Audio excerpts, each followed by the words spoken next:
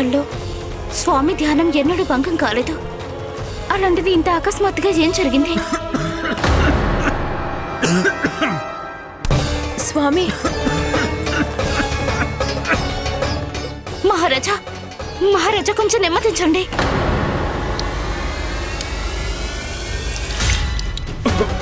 రాజాస్థానంలో మాటిచ్చావు అందరి సమక్షానికి స్వామిని తీసుకొస్తానని. కానీ ఈ స్థితిలో ఇదెలా సాధ్యం? మహారాజా. కన్నయ్య,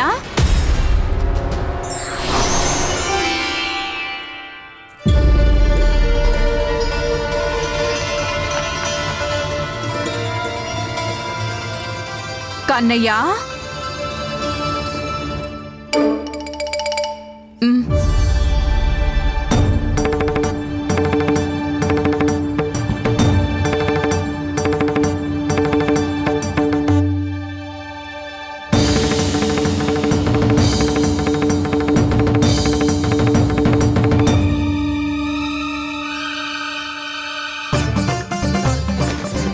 కన్నా, కన్నా, కన్నయ్య, కన్నయ్య, కన్నయ్య,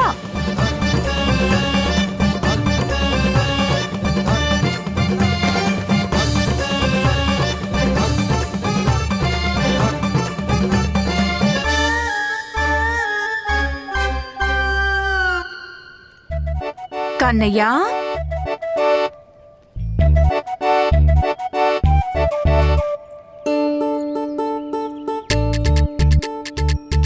కన్నయ్య, కన్నయ్య ఆగు. చాలింకా. తప్పుల మీద తప్పులు చేస్తున్నావు. కానీ ఇవాళ నువ్వు హద్దులు దాటేశావు. ముందు అమ్మకి పూలిచ్చి ప్రసన్నం చేస్తావు, ఆ తర్వాత ఎలాంటి పిచ్చి పనా? ఇవాల్టి వరకు నువ్వు అమ్మ ప్రేమనే చూశావు. ఇవాళ్ల కోపాన్ని కూడా చూపిస్తాను.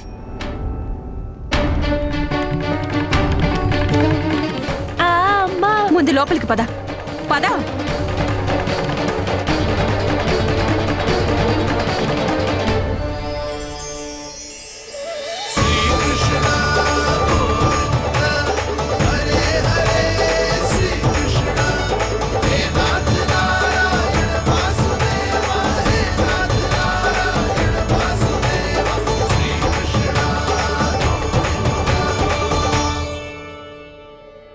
బావుంది. భలే ఉన్నారు నా మిత్రులు. నన్ను ఒంటరిగా వదిలేసి అందరికందరూ వెళ్ళిపోయారు. ఎంత మొండివాడివిరా నువ్వు. ఇంకా నీ చూపు గుమ్మం వైపే ఉంది. ధన్యవాదాలు అన్నా. కనీసం మీరన్నా నాతో ఉన్నారు.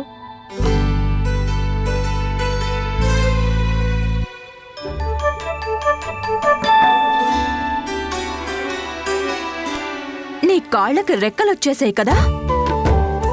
మాట్లాడకుండా కూర్చుని జాగ్రత్తగా నేను చెప్పేది విను.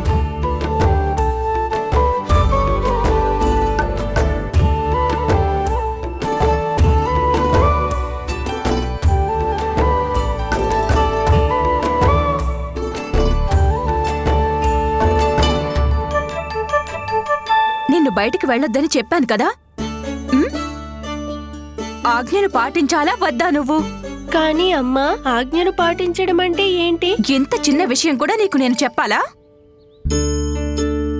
కన్నా, ఆజ్ఞ అంటే అర్థం పెద్దవాళ్ళు చెప్పింది వినటం, అలాగే పాటించడం అంటే చెయ్యటం.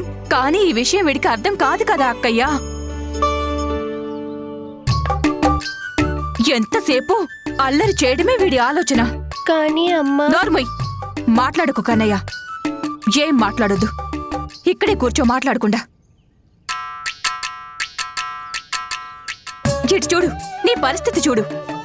నీ చేతిలో మట్టి ఉంది, దాన్ని తింటున్నావు అక్కడ. అందరూ ఏమంటారు? యశోద తన కుమారుడికి భోజనం పెట్టడం లేదు అని.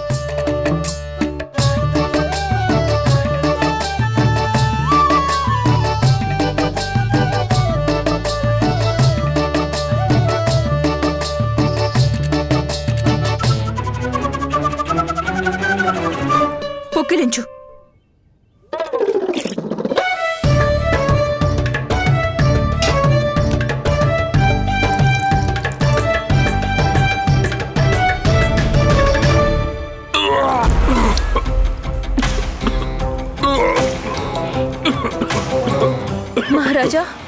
మహారాజా ఏమైంది మీకు?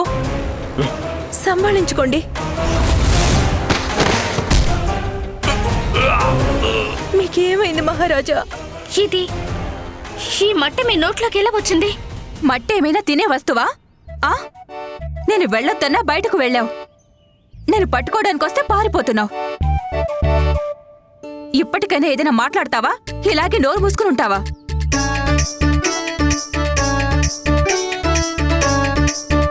మీరు ఏదైనా అంటారా లేదా వీణ్ణి? నేను మాత్రమే చెడ్డదని కావాలా?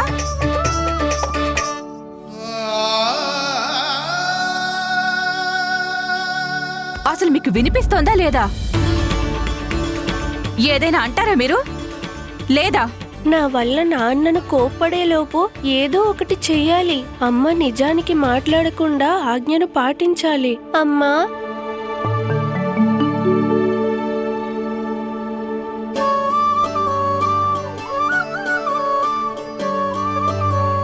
అమ్మ నిజానికి మాట్లాడకుండా ఆజ్ఞను పాటించాలి.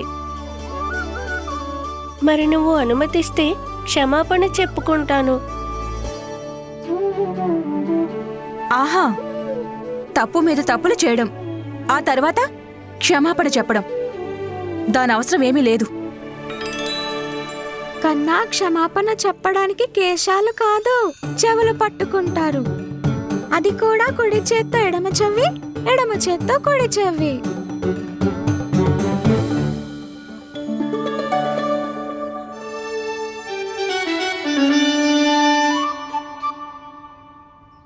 ఇవాళ నువ్వు ఏమైనా చేయి కన్నయ్యా, కానీ నా కోపం శాంతించదు. లేకపోతే ఏంటి?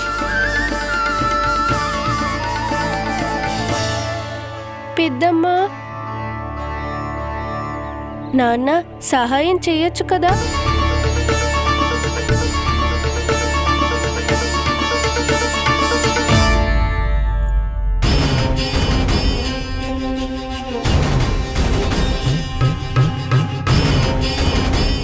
మహారాజా, ఆ స్థానంలో మీరు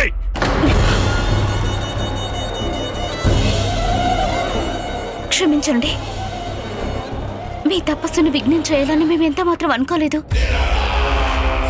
ఇక ఆజ్ఞనివ్వండి.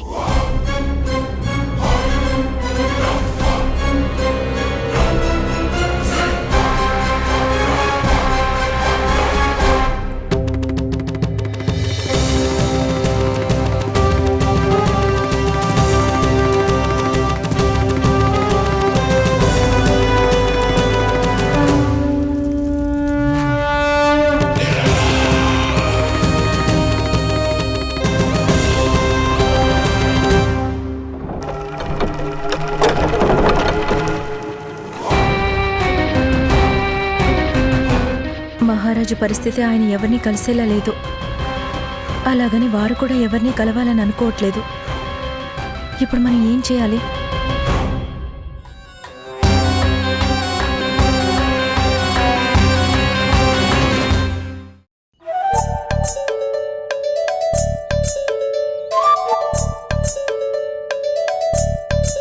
చిన్నమ్మ వచ్చి చెప్పే వరకు నువ్వు ఇక్కడి నుంచి కదలడానికి కూడా లేదు కదా కన్నా. మరి ఇప్పుడేం చేస్తావు నువ్వు?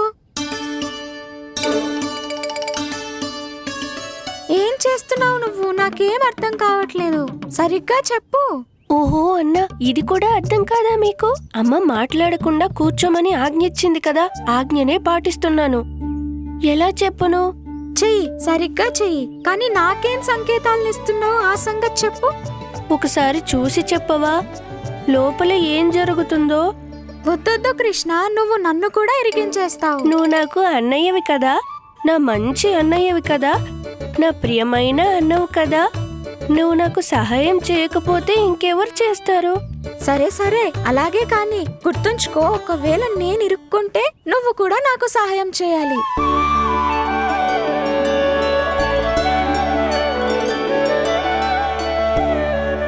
అంత క్రోధం మంచిది కాదు యశోద. ఇంకా చాలు, శాంతించు. వాడు బాలుడు, చిన్న చిన్న తప్పులు చేస్తూ ఉంటాడు కదా. మీరిద్దరూ నాకు నచ్చ చెప్పాలనే ప్రయత్నం అస్సలు చెయ్యొద్దు.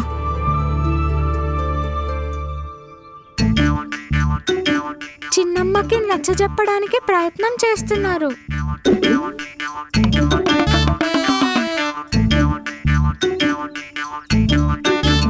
యశోద, ఇన్ని సంవత్సరాలుగా కన్నయ్య బయటికే వెళ్ళలేదు.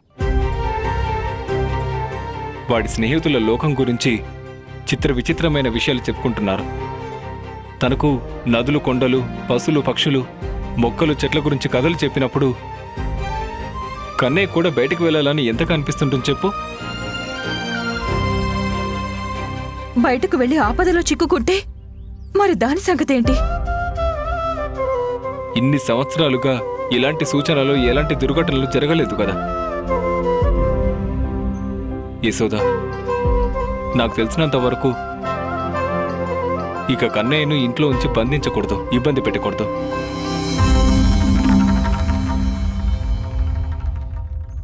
నిన్ను బయటికి పంపించాలన్న విషయం గురించి మాట్లాడుతున్నారు.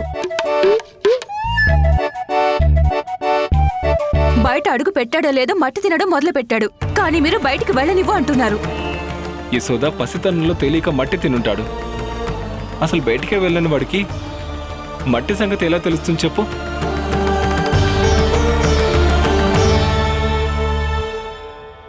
యశోద, తల్లి మమకారం, మనసు, ఆందోళన అర్థం చేసుకోగలను.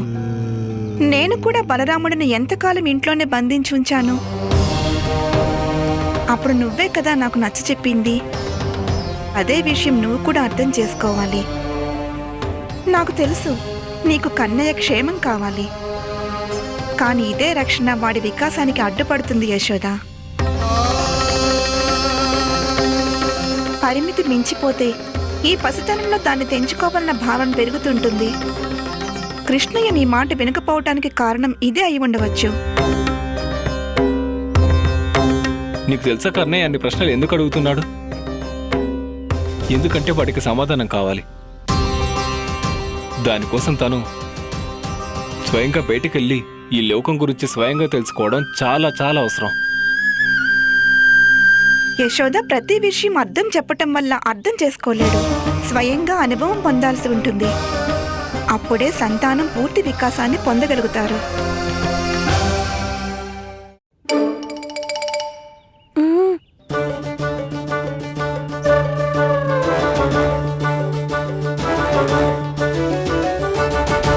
నువ్విక నిర్ణయం తీసుకోవాల్సిందే యశోద.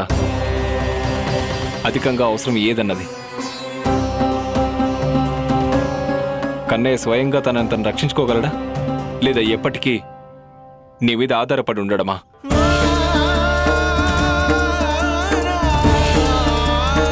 వాడి వికాసం మిగతా పిల్లల్లాగా జరగాలి కదా, లేదా ఎప్పటికీ ఇదే ఇంట్లో ఉండిపోతాడా, నీ కొంగు చాటు బిడ్డలాగా?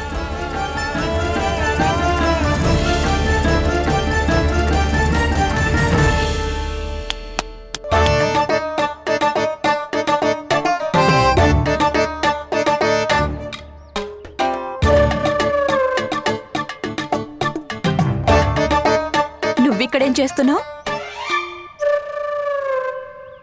అది అది పద.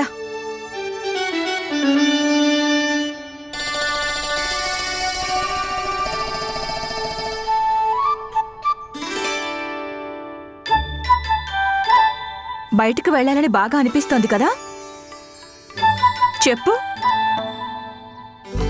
లేదే. మీ నాన్నకి పెద్దమ్మకు అనిపిస్తోంది. నేను నిన్ను బయటకు వెళ్ళనివ్వాలని అంటున్నారు. కానీ నేను చాలా సందిగ్ధంలో ఉన్నాను కన్నా. అందుకే నేనొక నిర్ణయం తీసుకున్నాను.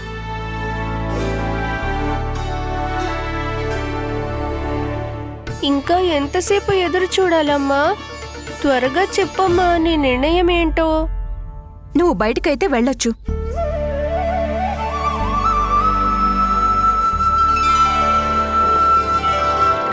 కానీ ఒక మాట ఇవ్వాల్సి ఉంటుంది.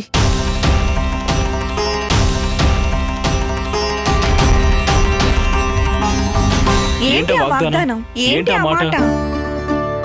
కన్నయ్య కేవలం అంతే దూరం వెళ్ళవచ్చును, ఎక్కడి వరకు మా ఇద్దరి స్వరం ఒకరికొకరికి వినిపిస్తుందో. కానీ యశోద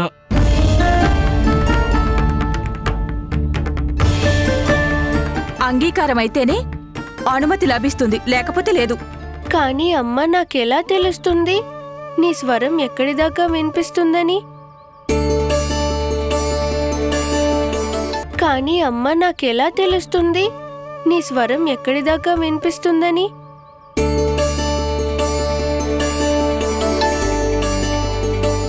చూడండి, ఒకసారి మీరు బయటికి వెళ్ళి చూపించండి. కన్నయ్యకు సరిగ్గా దూరం అర్థమవుతుంది. వెళ్ళండి.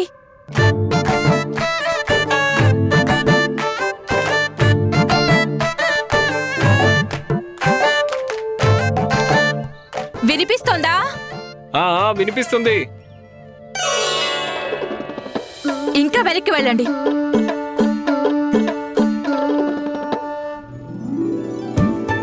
ఇంకా వెళ్ళండి.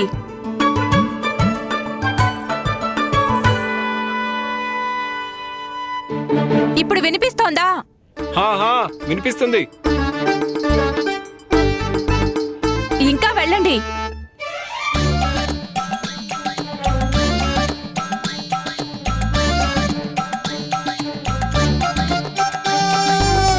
ఇప్పుడు వినిపిస్తోందా?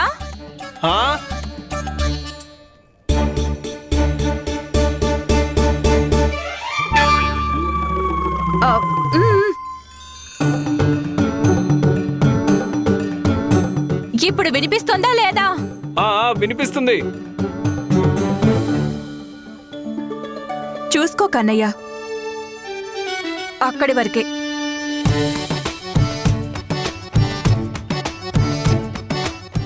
ఇది బయటికెళ్ళడం ఎలా అవుతుంది?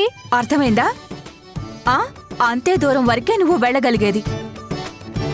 యశోద, ఈ దూరం అంటే బయటికెళ్ళడం ఎలా అవుతుంది? ప్రస్తుతానికి ఇంత దూరం మాత్రమే వెళ్ళనిస్తాను. అంగీకారం అయితే చెప్పడం, లేకపోతే లేదు.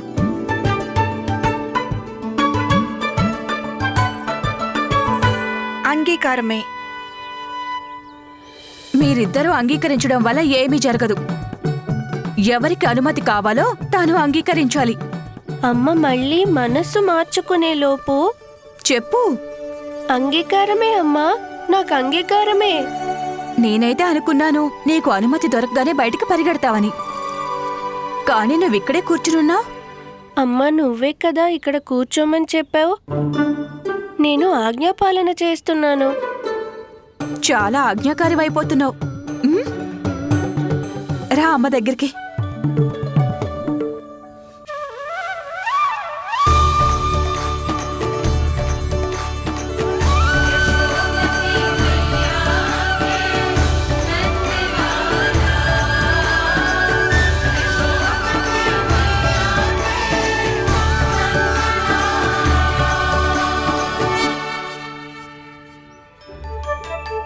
యశోద,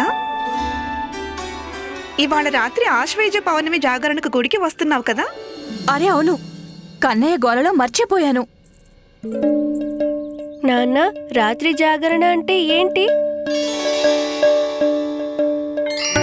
మనం రాత్రంతా మేల్కొని స్వామి భజన చేస్తామో దాన్ని జాగరణ అంటారు.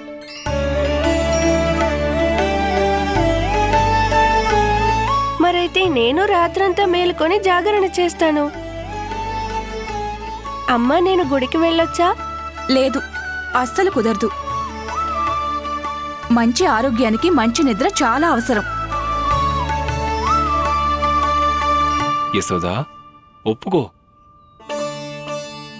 నువ్వేగా అన్నది నీ స్వరం వినిపించినంత దూరం తను వెళ్ళవచ్చన్న నువ్వే కదా అన్నది.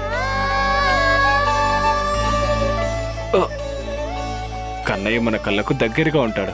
నీ కళ్ళకు దగ్గరగా నీ స్వరం వినిపించినంత దూరంలోనే. ఎల్లప్పుడూ ఇలాగే పట్టుబట్టి ఇద్దరు మీరు అనుకున్నది చేసేస్తారు. తండ్రి కొడుకులిద్దరు. అమ్మ ఒప్పేసుకున్నట్టే ఉంది. ఇంకా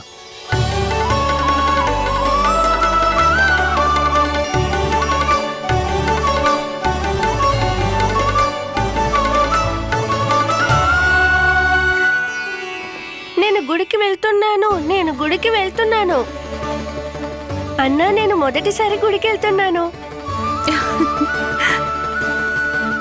వెళుతూ గాని బలరామా చూడు, జాగ్రత్తగా చూడు, వీడు మళ్ళీ మట్టి తినకుండా. ఇక నువ్వు కూడా విను, ఒకవేళ నువ్వు మళ్ళీ మట్టి తిన్నావంటే మీ అన్న నాకు చెప్పేస్తాడు. అప్పుడు నువ్వింకా బయటికి వెళ్ళడం అన్నది జరగదు. ఇద్దరికీ అర్థమైందా? ఇక నేను రోహిణి అక్కయ్య వెళ్ళి అశ్విని పౌర్ణమి కోసం క్షీరాన్నం తయారు చేస్తాం. అమ్మా, అశ్విని పూర్ణిమ అంటే ఏంటి? నువ్వెలాగూ గుడికొస్తున్నావు కదా, పండితుల వారిని స్వయంగా అడుగు. నువ్వు మొత్తం పాఠం వల్లిస్తారాయన.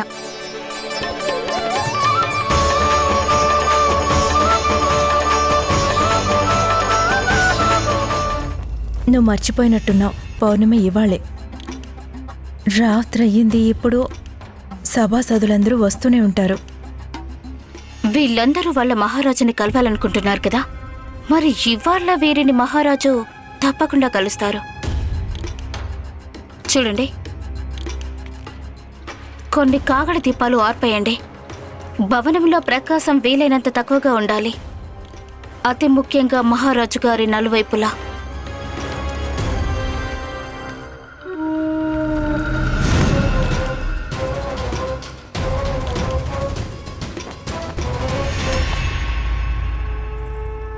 శ్రీమన్నారాయణుడికి జై.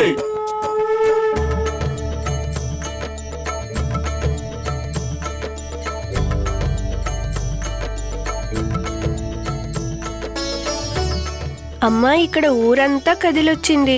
నా మిత్రులు కూడా వచ్చే ఉంటారు కదా.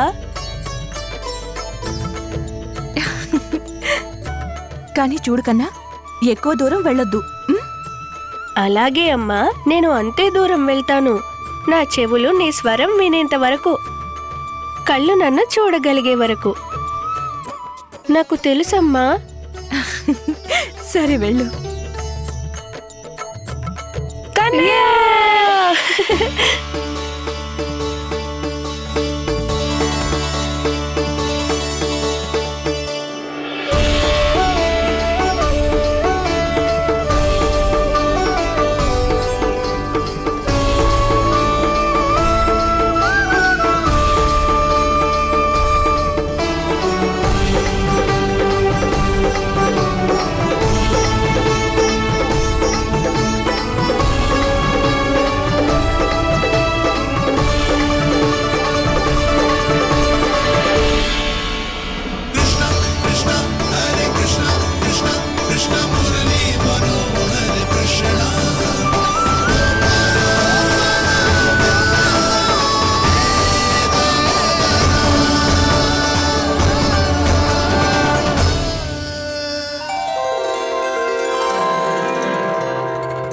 చంద్రదేవుడు వచ్చేశారు. పదండి, వారికి క్షీరాన్నం నివేదన చేద్దాం. పదండి.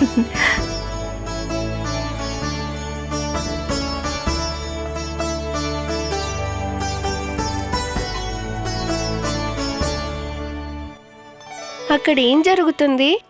ప్రసాదాన్ని చంద్రుడి వెలుగుకి పెడుతున్నారు. అలా ఎందుకు? దానివల్ల పాయసం ఇంకా తీయదనాన్ని, పౌష్టికతత్వాన్ని పొందుతుంది.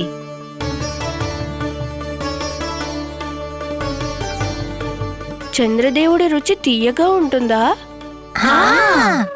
అంతేకాదు, బెల్లం కంటే అధికంగా తీయదనం. అందుకేనా రాత్రిపూట పక్షులు ఎగురుతూ చంద్రదేవుని దాకా వెళ్ళిపోతాయి, ఆయన తీయదనాన్ని రుచి చూడ్డానికి.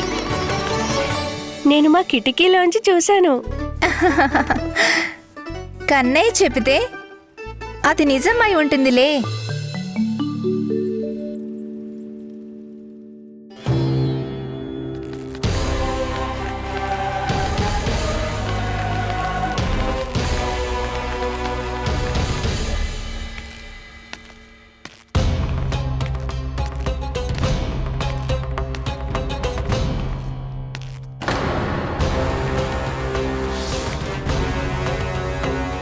చూస్తుంటే ఇవాళ కూడా మనతో ఉపవాసం జరగబోయేటట్టుగా ఉంది.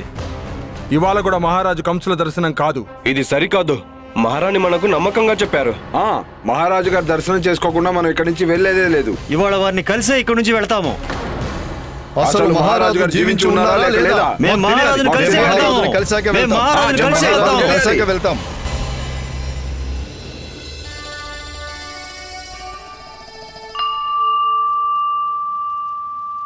అన్నా మీకు తెలుసా చంద్రదేవులు క్షీరాన్నం ఇంకా తీయగా ఎలా చేస్తారో? మీరిద్దరూ నాకంటే పెద్దవాళ్ళు, మీకు తెలుసా? నాకు తెలిసిందేంటంటే ఈ క్షీరాన్నాన్ని తినడానికి ఇచ్చినప్పుడు మాత్రం చాలా రుచిగా తీయగా ఉంటుంది. ఇక తప్పదు, నేనే వెళ్ళి ఈ విషయం తెలుసుకోవాలి. తెలుసుకోవాల్సిన సమయం వచ్చేసినట్లుంది. చంద్రదేవులు ఈ క్షీరాన్నాన్ని తీయగా ఎలా చేస్తారో. కన్నయ్య, అక్కడికి వెళ్ళొద్దు. పొద్దునే కోప్పడ్డారు, మళ్ళీ కోప్పడతారు. దాని గురించి చింతించకండి అన్నా, మీరందరూ నా వెనకాలే ఉండాలి, సరేనా?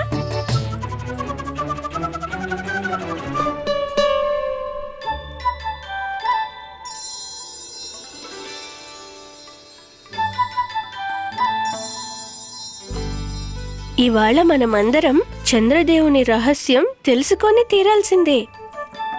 ఏం మిత్రులారా? సరే అయితే నేనొక్కడే వెళ్ళి తెలుసుకుంటాను.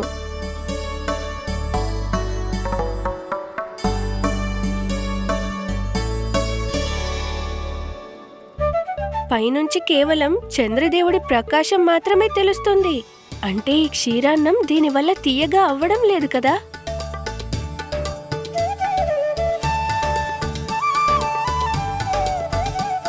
కన్నయ్య, ఏం చేస్తున్నావు? చూస్తున్నాను చంద్రదేవుని రుచి తీయగా ఉందా అని.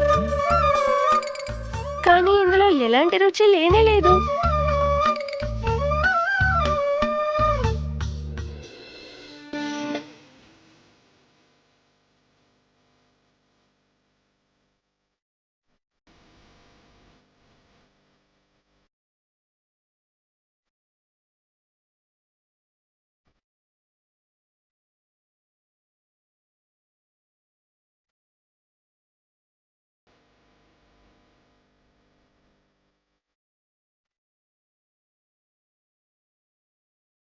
అమ్మ, చంద్రదేవులు జలంలో పడిపోయారు.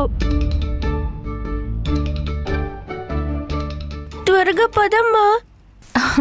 ఏం చెప్తున్నావు కన్నయ్య? అమ్మ, ముందు వచ్చి చూడు, నువ్వు చంద్రదేవునికి ఏమైనా అవుతుందేమో. కన్నయ్య, రామ్మా. ఇదిగో అమ్మా చంద్రదేవులు.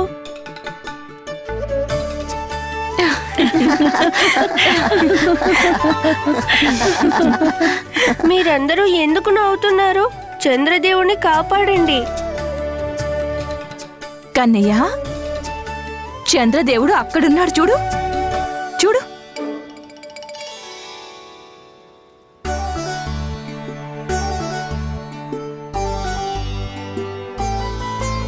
అక్కడ ఉన్నాడు, ఇక్కడ ఉన్నాడు. మరి ఇద్దరిద్దరు చంద్రులున్నారా? లేదు కన్నా, చంద్రదేవుడు ఒక్కరే. కాని నువ్వంటే చాలా ప్రేమ కదా.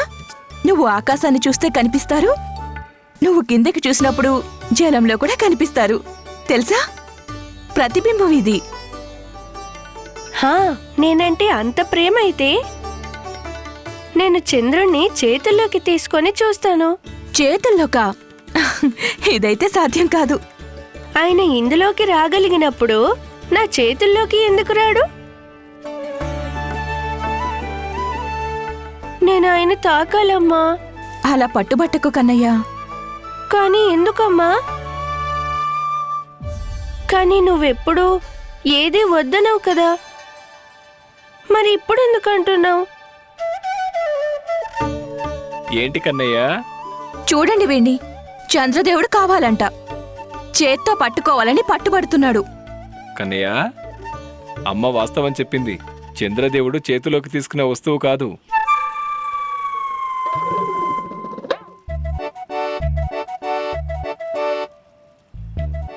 అమ్మా, నా చిన్న కోరికను తీర్చకూడదనుకున్నప్పుడు నన్ను ఇక్కడికి ఎందుకు తీసుకొచ్చావు?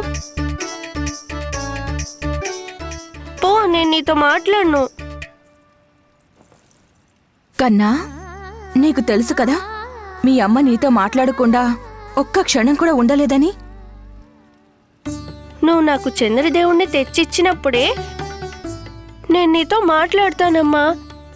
అప్పటి వరకు నేను నీ దగ్గరికి రాను, అలాగే ప్రసాదాన్ని కూడా తినను. అంతే మరి. కన్నయ్య,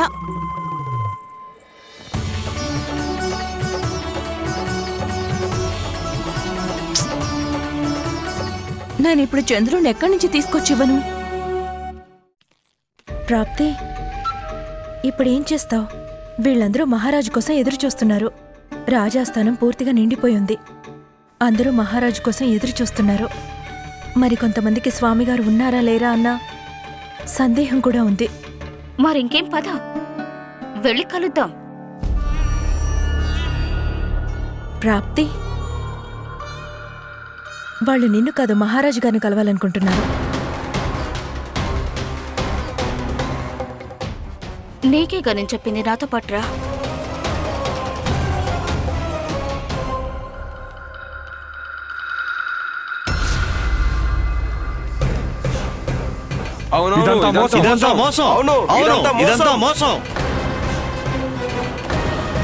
మీరు మాకు మాటిచ్చారు ఇవాళ రాత్రి మహారాజు గారిని తప్పకుండా కలవవచ్చని.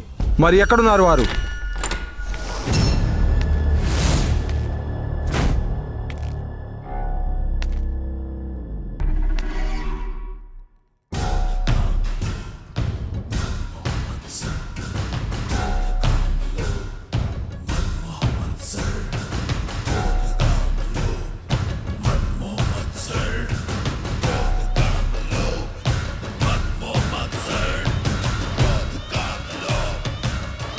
महाराज कौंसल की जय, महाराज कौंसल की जय, महाराज कौंसल की जय, महाराज कौंसल की जय, महाराज कौंसल की जय, महाराज कौंसल की जय, महाराज कौंसल की जय, महाराज कौंसल की जय, महाराज कौंसल की जय, महाराज कौंसल की जय, महाराज कौंसल की जय, महाराज कौंसल की जय, महाराज कौंसल की जय, महाराज कौंसल की जय, महाराज कौंसल की जय, महाराज कौंसल की जय, महाराज कौंसल की जय, महाराज कौंसल की जय।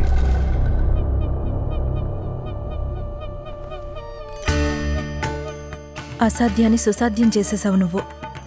కానీ ఎలా ప్రాప్తి? నేను చెప్పాను కదా, వీళ్ళందరూ మహారాజును కలవాలనుకుంటున్నారు. మరి వీళ్ళను వీళ్ళ మహారాజు తప్పకుండా కలుస్తాడు.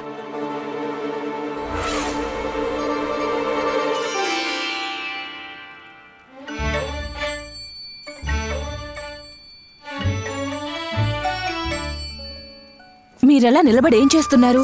ఏదైనా ఉపాయం చెప్పండి. అరే నేనేం చెప్పగలనైనా? చంద్రదేవుడు ఏమైనా బంత్ అనుకున్నావా అడగగానే తెచ్చివ్వడానికి? నాకోడేం తోచడం లేదు. చంద్రదేవుడు ఏమైనా బంత్ అనుకున్నావా అడగగానే తెచ్చివ్వడానికి?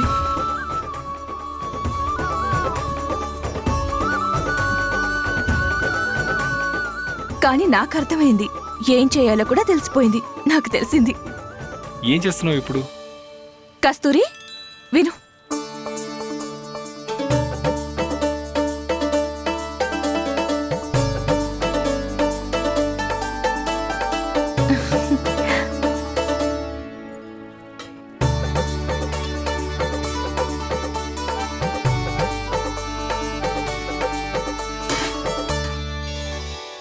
కన్నా, అమ్మా, చంద్రదేవుణ్ణి నాకు ఇచ్చే వరకు నేను నీతో మాట్లాడను. అందుకే కదా పిలుస్తున్నాను. రా, ఇటొచ్చి తీసుకో నీకు కావాల్సింది. చంద్రదేవుడు కావాలి కదా?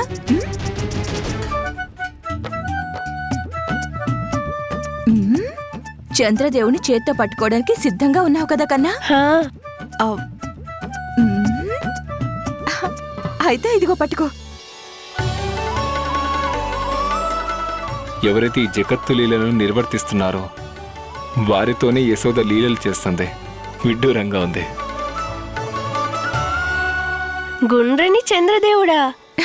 గుండ్రని.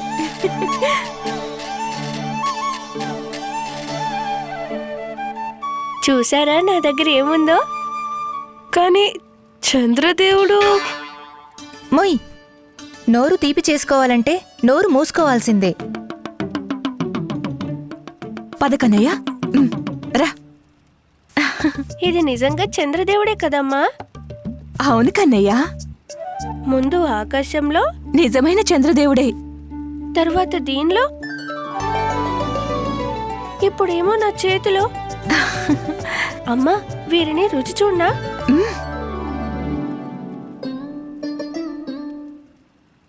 పటిక బెల్లం ఉందని రుచి చూడవచ్చు కదా. అమ్మా, ఇది నిజంగా చాలా తీయగా ఉంది.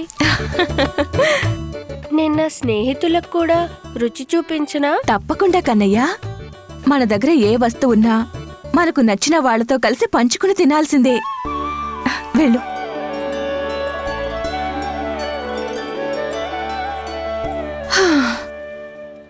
ఇవాళ పటిక బెల్లం ఉండి కాపాడేసింది. పదండి.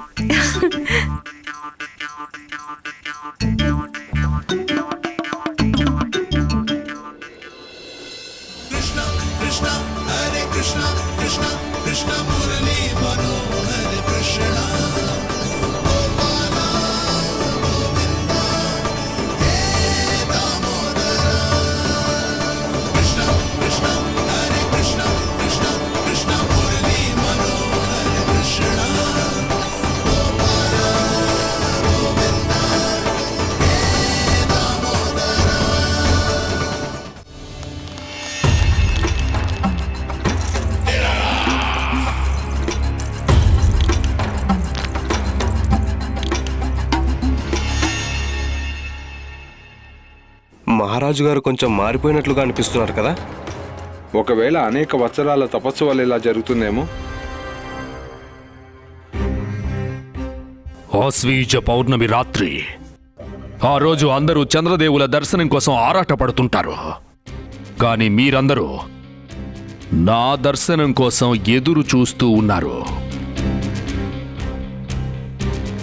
అందులో ఆ ఆరాటం ఎంతగా ఉండింది అంటే అది నా తపస్సు, సంవత్సరాల తపస్సు భంగం చేసేసింది. అవును, ఈ తపస్సు నేను ఎవరి కోసం చేస్తున్నాను? మీ అందరి కోసమే. దాంతో మీ మహారాజు ఇంకా శక్తివంతుడవ్వాలి. అప్పుడు ఆ విష్ణు అవతారుణ్ణి వధించగలగాలి.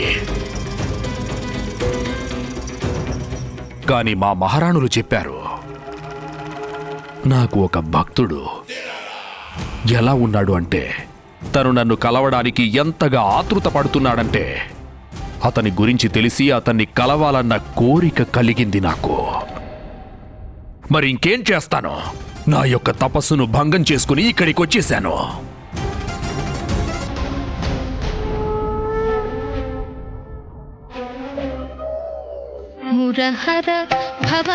ఎంత తీయగా, ఎంత రుచిగా ఉన్నారు చంద్రదేవులు. మళ్ళీ ఇంకోసారి దొరికితే గనక ఇంకా ఆనందంగా ఉంటుంది కదా.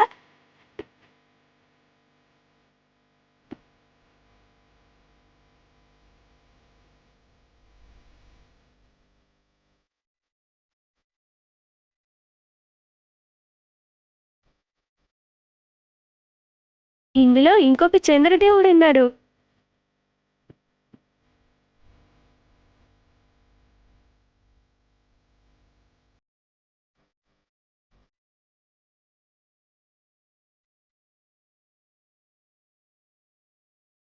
చంద్రదేవా, అమ్మ చేతుల్లోకైతే వచ్చావు కదా, మరి నా చేతుల్లోకి ఎందుకు రావు?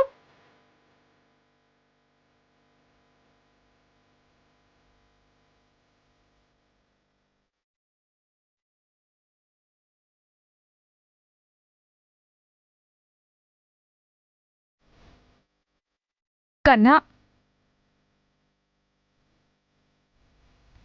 నాకు ఇది చెప్పమ్మా, తను నా దగ్గరికి ఎందుకు రావడం లేదు?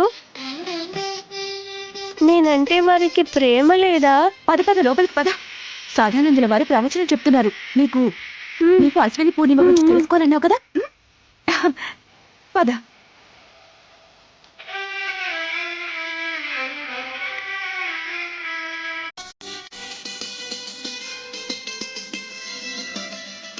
ఆశ్వయుజ పౌర్ణమి శరత్ పూర్ణిమ అంటే దీని గురించి తెలుసుకోవటం ఏంటంటే, ఇక వర్షాకాలం సమాప్తం కానున్నదనే కాదు, కానీ దీనికి ఉన్న గొప్పతనం ఇవాళ రాత్రి చంద్రదేవుని వెలుగులో మాత లక్ష్మీదేవి అవతరించింది. అందుకని లక్ష్మీదేవి పూజ చేసి మాతకిష్టమైన క్షీరాన్ని ప్రసాదంగా నివేదన చేస్తారు.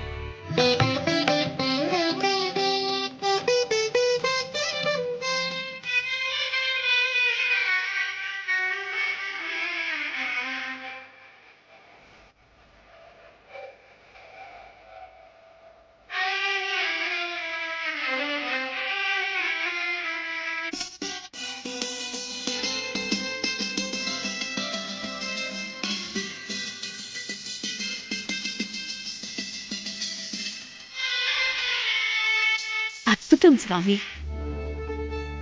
నేను మీ దర్శనం కోసం వచ్చాను, కానీ మీరు చంద్రదేవుని దర్శనం కొరకు ఉత్సుకతతో ఉన్నారు. అయినప్పటికీ నాకు మీ దర్శన భాగ్యం లభించింది. నా వరకు ఇది సరిపోతుంది స్వామి. చంద్రదేవులు మళ్ళీ వచ్చారు. మరి అదేంటి నేను రుచి చూసింది?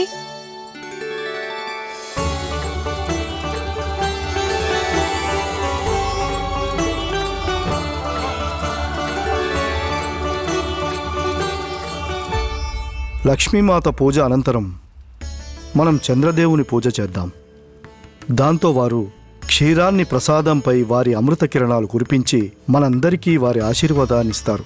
ఇక మనం అందరం చంద్రదేవుడి దర్శించుకుందాం, అలాగే ఆశీర్వాదం పొందుదాం.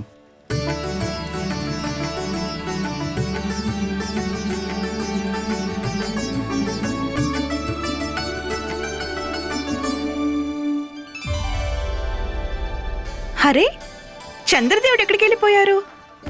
ఇప్పటిదాకా ఆకాశంలో మెరుస్తూ ఉన్నది కదా.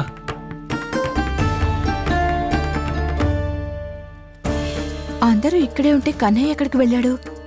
కనిపించడం లేదు.